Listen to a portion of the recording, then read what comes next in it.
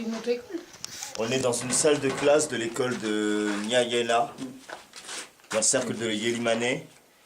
C'est une école qui, il y a encore quelques mois, était ce qu'on appelle une école communautaire. Donc elle était prise en charge par les villageois. Aujourd'hui, là, avec monsieur le maire et le député de la circonscription, ils ont réussi à faire en sorte que cette école du moins, passe au niveau du ministère de l'Éducation.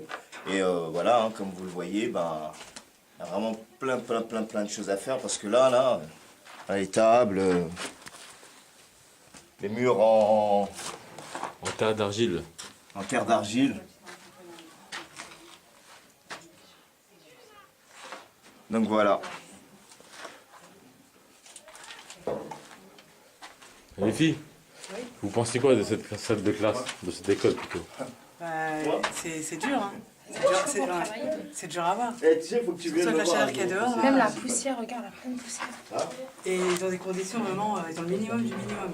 Un tableau, une table pour écrire, et un petit emploi du temps accroché là. Tu t'imagines quand il pleut, c'est de à la la main. boue ça.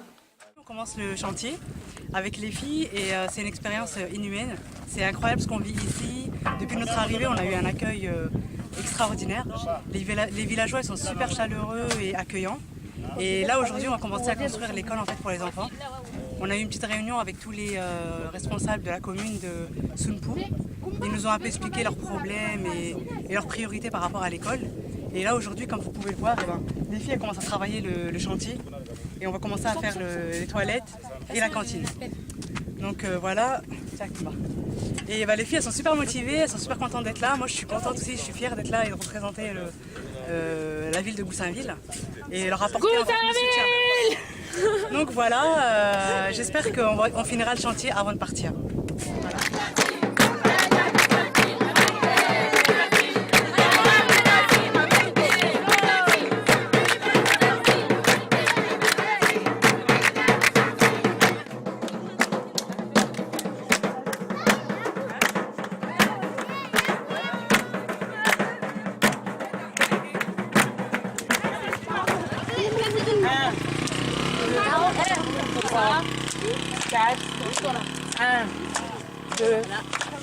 L'autre côté, 1, 2, 3.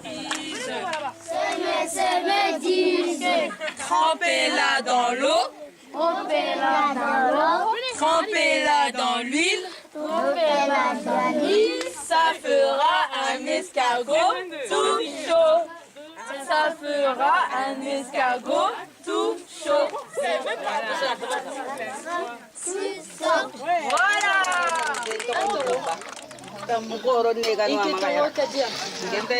Kitoro kumba. Amoro. Mina kubine.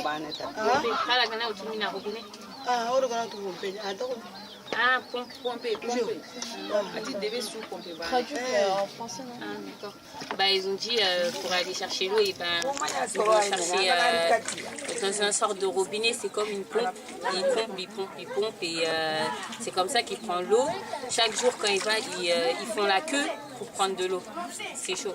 Alors que chez nous, tu vois, il y a les robinets, chacun a son robinet, tu ouvres, tu prends ton eau, tu bois. Tu vois, c'est potable en plus. Et eux, je pense pas que c'est potable. La vie, elle est très dure ici.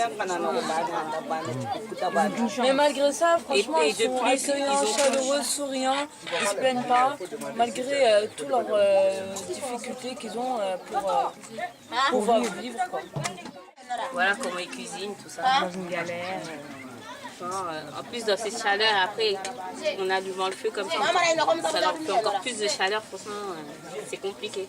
Moi, je pourrais pas, j'assumerais pas. Personne, j'assumerais pas. Tout ça pour nous faire plaisir et nous mettre à l'aise.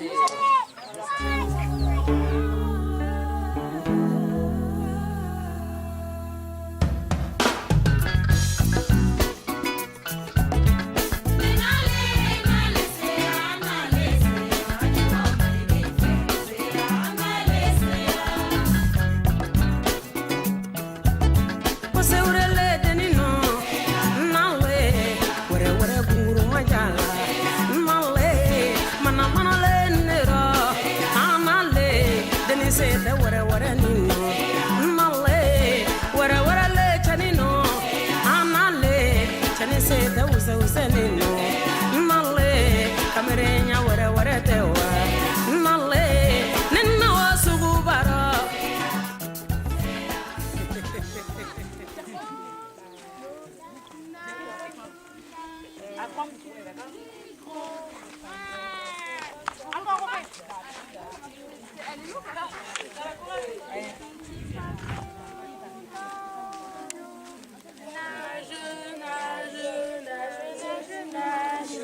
les petits poissons dans l'eau nagent aussi bien que les gros.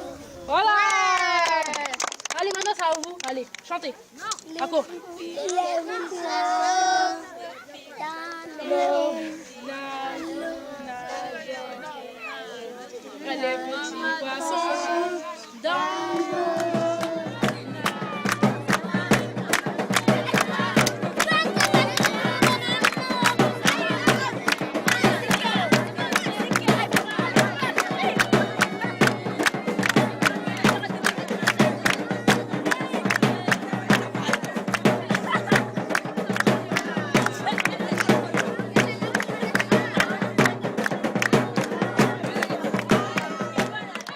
Vous appelez comment Je m'appelle Khadija.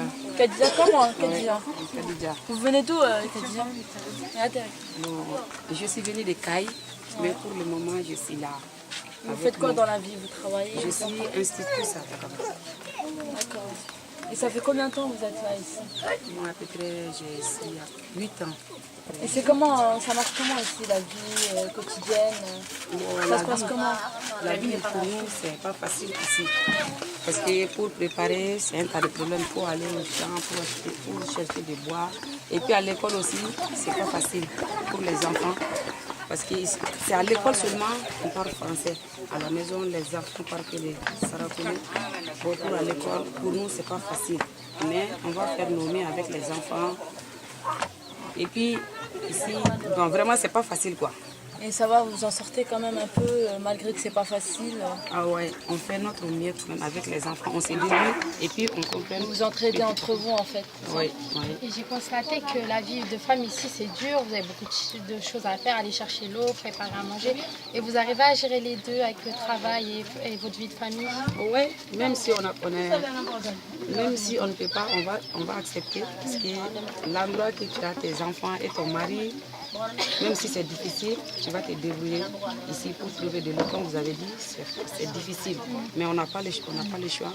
On se débrouille quand même, petit à petit, avec nos maris et nos enfants.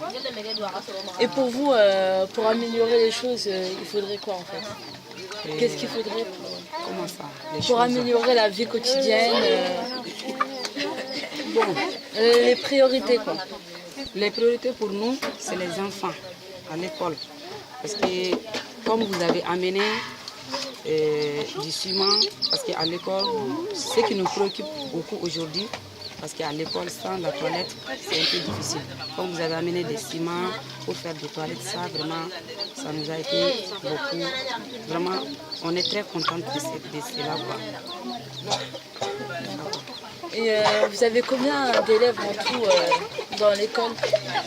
Bon, l'effectif maximum, c'est 30. Moi, quand même, dans ma classe, l'effectif, c'est 46. 46 élèves. 46 élèves, 13 filles, 33, 34 garçons. 34 garçons. Dans ma classe, non. 13 filles, 34 garçons. Ouais. Et les autres, en fait, ils vont pas à l'école, ils aident leurs parents, c'est ça? Oui, parce que ici, pour déplacer, même pour aller à l'hôpital, si quelqu'un est malade, c'est un tas de problèmes. Il faut amener de la charrette. Aussi, tu n'as pas d'enfants pour t'amener à l'hôpital. Même s'il y a quelqu'un à la maison qui est malade, pour amener à l'hôpital, c'est un tas de problèmes. Il faut que l'enfant quitte à l'école pour amener son parent à l'hôpital. Donc c'est l'enfant qui ramène le parent à l'hôpital. Avec la charrette, parce que de quitter à Takaba pour aller à l'hôpital, c'est un peu difficile, quoi. Maintenant à Takaba ça va parce qu'on a un chef de poste maintenant. Sinon avant, il faut aller à Fanga pour trouver le médecin. Mais maintenant ça va. Et d'ici à Fanga, il y a beaucoup de kilomètres à faire? De Takaba à Fanga, presque, ça fait 8 ou 10 kilomètres. Et vous les faites à pied, c'est ça? Oui, à pied ou une sarate. Bah voilà, maintenant vous avez tout entendu sur la dame Khadija. Bon, je suis le directeur de Takaba, je m'appelle Adama Djekti.